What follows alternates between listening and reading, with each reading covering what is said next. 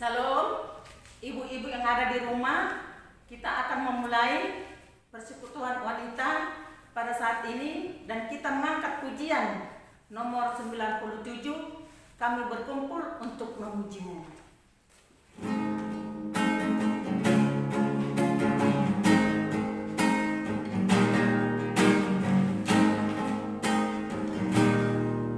Kami berkumpul untuk memujimu.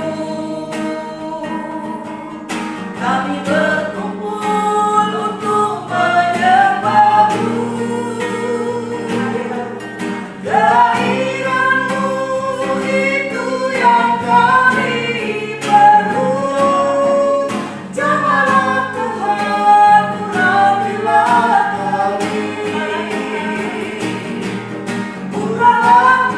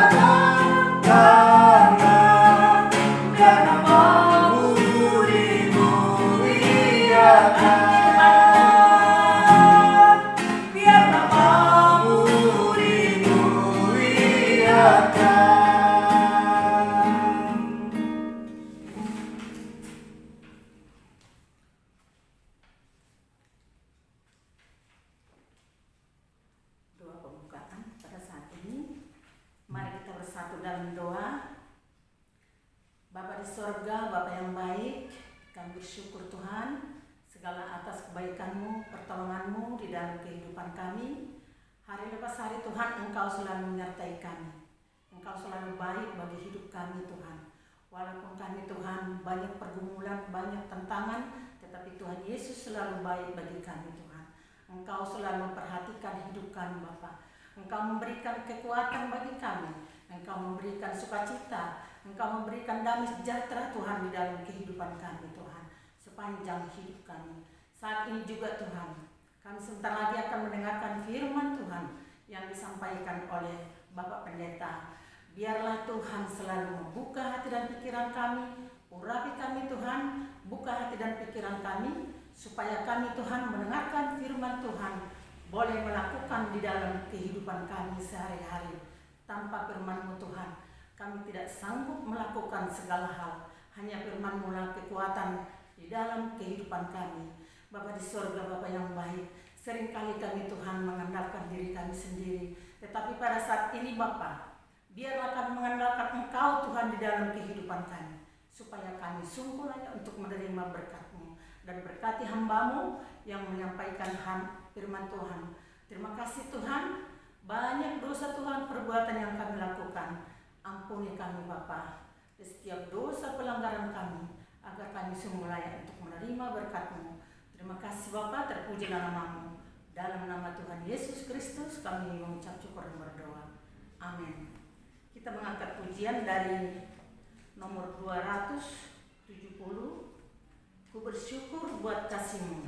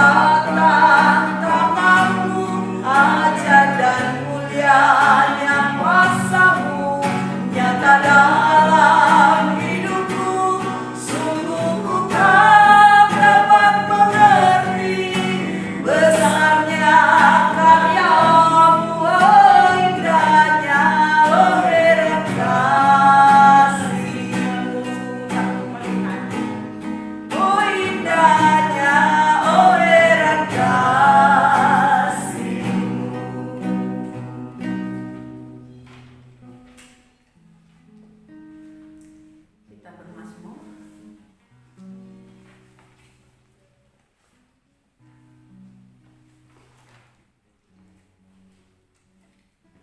kita membuka Mazmur 117 ayat 1 dan 2.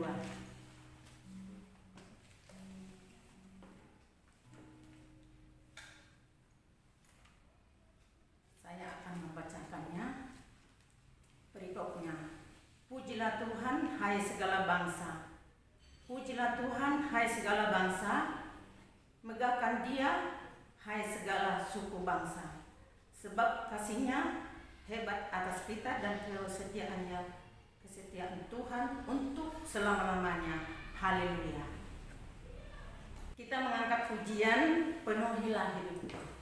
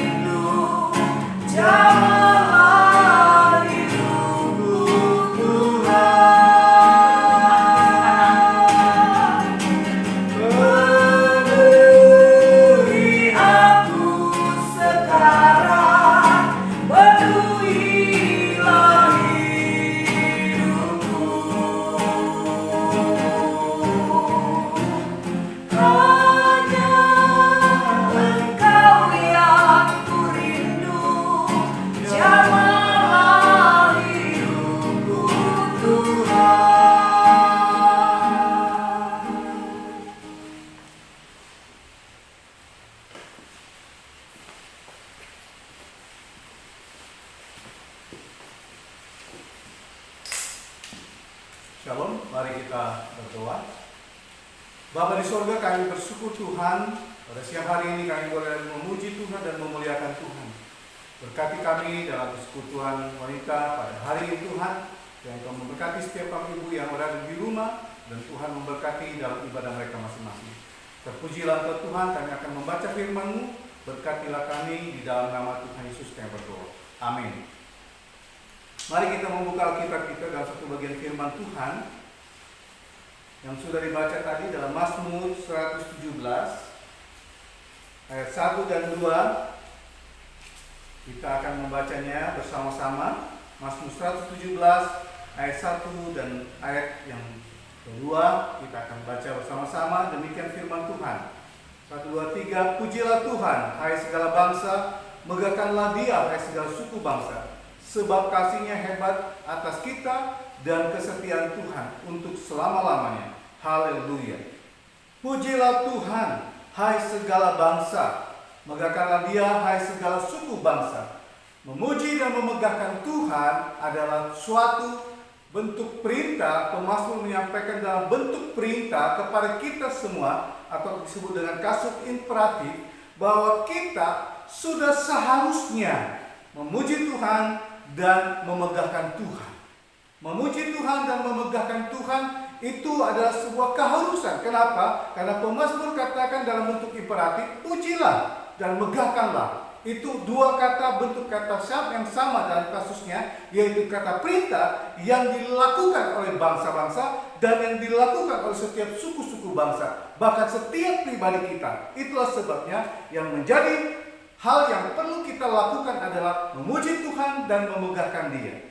Ada alasan pemazmur mengatakan bahwa kita harus memuji Tuhan dan harus memegahkan nama Tuhan. Ada dua alasan di sini dikatakan dalam ayat yang kedua. Yang pertama, dikatakan situ kuasanya hebat atas kita.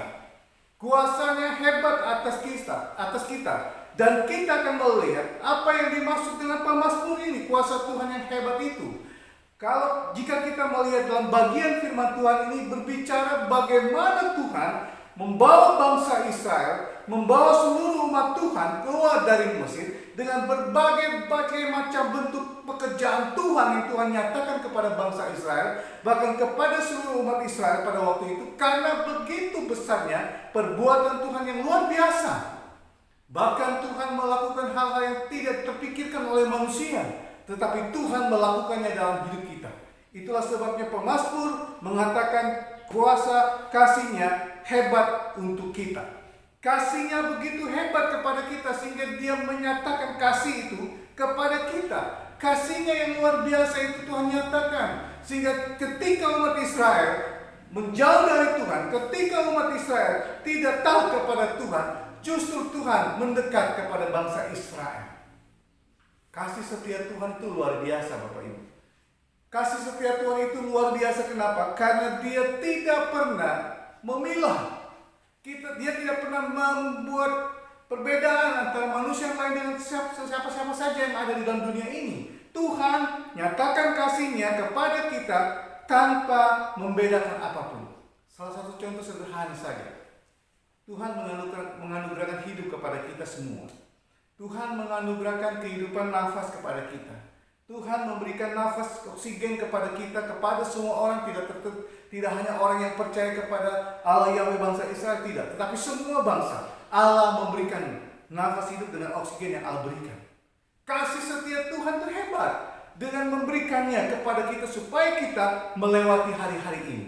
Kasih setia Tuhan itu luar biasa. Kenapa? Karena kasih Tuhan tidak pernah berhenti dalam kehidupan manusia. Jadi kalau kita mengerti hari ini bahwa kasih setia Tuhan kasih Tuhan tidak pernah berhenti dalam hidup kita, karena Tuhan menyayangi kita. Apapun keadaan kita, apapun kondisi kita, Allah tetap mengasihi kita. Allah tidak melihat wajah kita, atau gantengnya kita, atau cantiknya kita. Allah tidak melihat itu. Allah melihat hati kita dan Allah mengasihi kita. Kasih Allah tidak terbatas kepada apapun. Jadi jangan pernah kita berpikir bahwa kasih Allah itu memilah. Tidak. Kasih Allah nyata kepada semua orang. Itulah sebabnya dikatakan ayat yang kedua, sebab kasih-Nya hebat atas kita. Kasih-Nya begitu luar biasa atas hidup kita, sehingga Dia selalu ada untuk kita. Sehingga ketika Yesus datang pertama kali ke dunia ini, adalah sebuah bentuk kasih Allah yang luar biasa. Yesus datang ke dunia ini sebagai pribadi yang menyelamatkan manusia, sebagai bentuk kasih Allah yang nyata, yang begitu hebat, yang menyelamatkan manusia. Yang sudah seharusnya kita di bawah kutuk hukum dosa maut, tetapi justru karena kasih-Nya yang hebat itu, Dia memberikan Yesus kepada kita supaya kita diselamatkan dengan cara kematian Kristus di kayu salib dan membebaskan kutuk dosa itu dalam hidup kita. Bahkan dikatakan dalam perjanjian baru bahwa Yesus tidak hanya membebaskan kita dari kutuk dosa maut, tetapi Dia memberikan hidup yang kekal. Inilah kasih Tuhan yang hebat dalam hidup kita. Kalau jika kita melihat kepada perjanjian lama, kasih Tuhan itu begitu hebat. Karena apa? Karena Tuhan selalu mendampingi umatnya dari keluar dari Mesir sampai kepada tanah perjanjian. Kasih-Nya tidak pernah berkesudahan. Kasih-Nya selalu nyata. Ketika bangsa Israel berteriak minta makan, Allah mengirimkan mana. Ketika bangsa Israel minta daging, Allah memberi burung puyuh. Dan itu cara Tuhan menyatakan kasih-Nya kepada kita. Dan Allah memberikan itu kepada kita. Kasih-Nya tidak pernah berkesudahan. Kasih-Nya selalu hebat. Kasih-Nya hebat atas kita. Kata atas kita ini berarti kita semua. Tidak ada sesuatu yang dibedakan Tuhan. Mentang-mentang dia anak pendeta, kasih luar biasa, tidak. Kalau kita, mungkin seorang ibu-ibu bisa mengasihi anak-anaknya berbeda-beda, bisa saja. Kita mengasihi anak-anak kita bisa saja berbeda-beda. Atau kita mengasihi saudara kita bisa saja berbeda-beda. Tetapi beda dengan Tuhan. Tuhan tidak membeda-bedakan kasihnya kepada siapapun. Dia selalu menyatakan kasihnya yang begitu hebat itu kepada kita. Bahkan kasihnya itu menyelamatkan hidup kita dan membebaskan kita dari kutuk dosa, bukan kepada orang Kristen saja, tetapi ke semua orang yang percaya kepada Yesus. Yesus ada pribadi yang menyatakan kasih Allah yang hebat itu untuk menyelamatkan manusia dari kutuk dosa maut dan memberikan hidup yang kekal. Lalu yang kedua, mengapa kita harus memuji Tuhan dan memegahkan nama Tuhan? Dikatakan dalam ayat kedua bagian B, dan kesetiaan Tuhan untuk selama-lamanya. Haleluya. Kesetiaan. Kesetiaan itu adalah suatu bentuk sifat, namun sifat ini adalah sebagian dari karakter seseorang. Nah, karakter seseorang kesetiaannya bisa terbatas. Tetapi yang dimaksud di dalam ayat yang kedua, kesetiaan Tuhan itu tanpa batas. Itulah digunakan dengan kata yang selanjutnya, yaitu untuk selama-lamanya.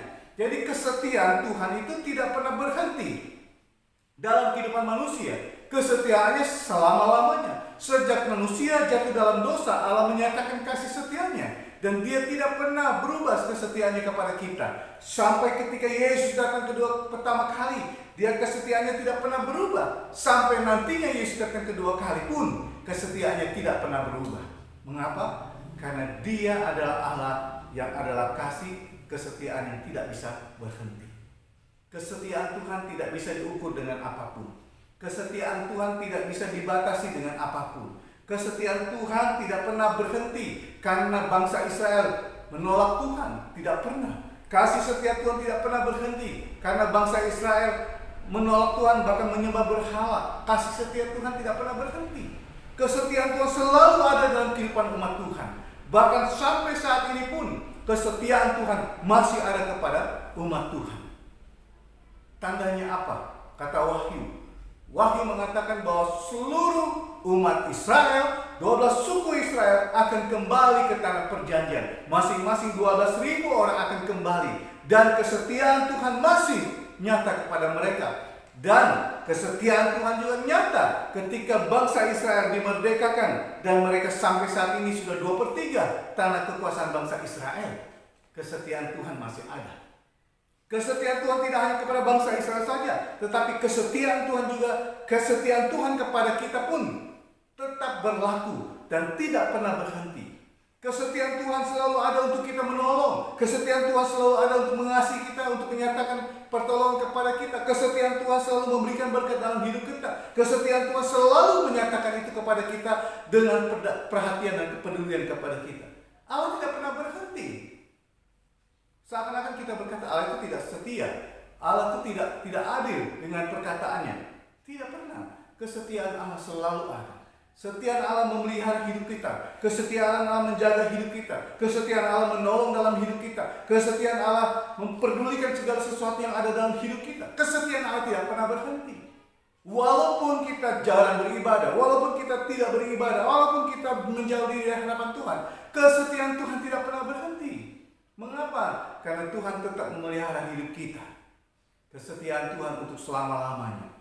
Jadi ibu-ibu sekalian dikasih oleh Tuhan Yesus Kristus, kita harus memuji Tuhan dan memegahkan nama Tuhan, karena kesetiaan itu selalu ada untuk kita.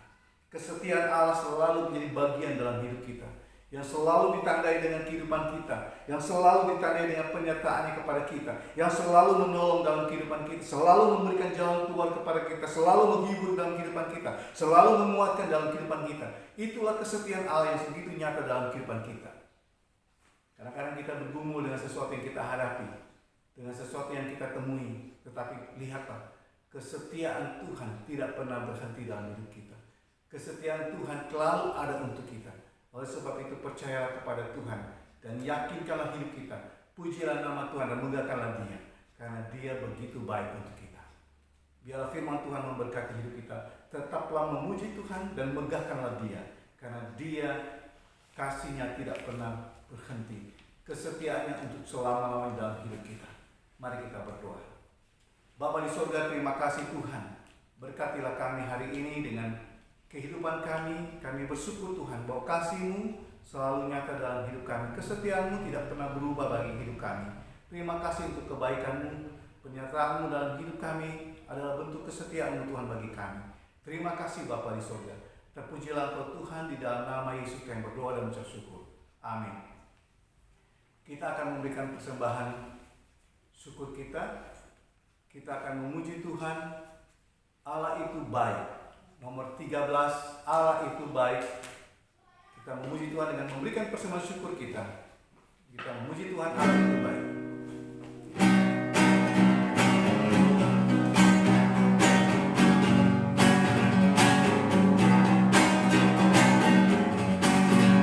Allah itu baik, sungguh baik bagiku.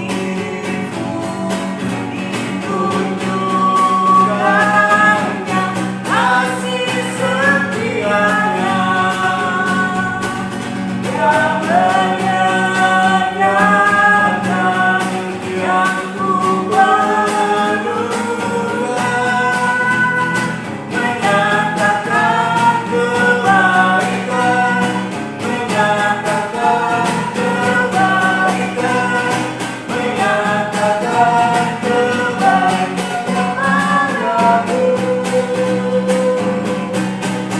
Kasih setianya tak pernah berubah,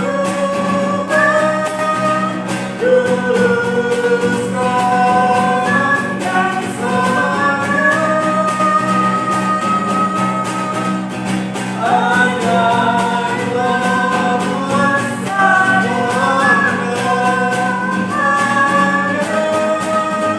Yesusku luar biasa. Mari kita berdoa. Bapa di surga, terima kasih Tuhan. Hari ini kami boleh bersekutu kembali di rumah kami masing-masing. Kiranya Tuhan memberkati setiap kami semua. Memberkati kami Tuhan. Kami menyadari bahwa kasih Tuhan, kesetiaan Tuhan selalu nyata dalam hidup kami. Sebab itu biarkanlah kami memuji Tuhan dan memegahkan nama Tuhan untuk segalanya kenyataan bahwa kasih-Mu dan kesetiaan-Mu menjadi bagian dalam hidup kami. Terima kasih Tuhan, berkatilah setiap ibu-ibu yang sudah mulai bekerja dalam kehidupan mereka masing-masing, bahkan mereka yang sudah melakukan pekerjaan mereka di lapangan. Biar Tuhan menjaga melindungi mereka, Tuhan menjauhkan mereka dari orang-orang yang terpapar virus, sertai mereka sehingga mereka dilindungi oleh Tuhan dan dijaga oleh Tuhan. Jauhkan Tuhan dari hadapan mereka, sehingga mereka pergi dan kembali dalam penyertaan dan berkat Tuhan. Terima kasih Bapa di surga, kami tetap berdoa untuk mereka yang dalam kelemahan tubuh yang saat ini mengalaminya Tuhan, baik Mama Desi, dan juga menolong terus Tuhan pulihkan dan berikan kekuatan di dalamnya. Juga Bapak Kemora terus berjalan, kesembuhkan tulang yang patah sehingga boleh disembuhkan dan kembali bekerja. Tuhan juga memberkati kami yang juga dalam pergumulan, Tuhan memberikan kami kekuatan untuk menghadapinya. Kami juga berdoa untuk jemaat-Mu yang dalam kekurangan pun Tuhan Kau memberkati sehingga mereka boleh kelimpahan berkat-Mu Tuhan. Kami bersyukur Tuhan untuk anak-anak kami yang boleh selesai lulus di tingkat SMP. Biar Tuhan memberkati mereka Tuhan, sehingga mereka boleh masuk dalam sekolah yang diinginkan. Bahkan Tuhan cukupkan kebutuhan mereka semua, sehingga mereka boleh dicukupkan oleh Tuhan ketika masuk dalam pendidikan selanjutnya, baik itu dari TK ke SD, SMP, dan juga ke SMA, bahkan perguruan tinggi. Tuhan Engkau menyediakan berkat bagi mereka untuk boleh dicukupkan oleh Tuhan. Terima kasih Bapa di surga. Juga kami sudah memberikan persembahan. Kiranya Tuhan memberkati persembahan ini menjadi berkat untuk pelayanan di gereja-Mu dan memberkati setiap jemaat-Mu Tuhan.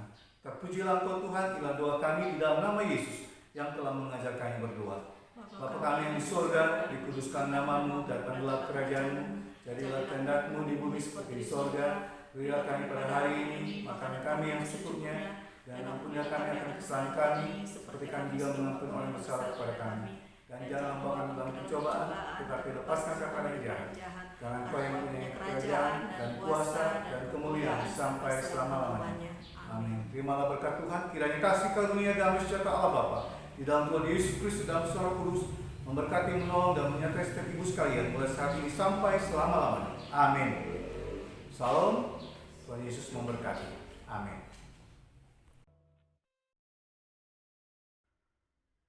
Hmm.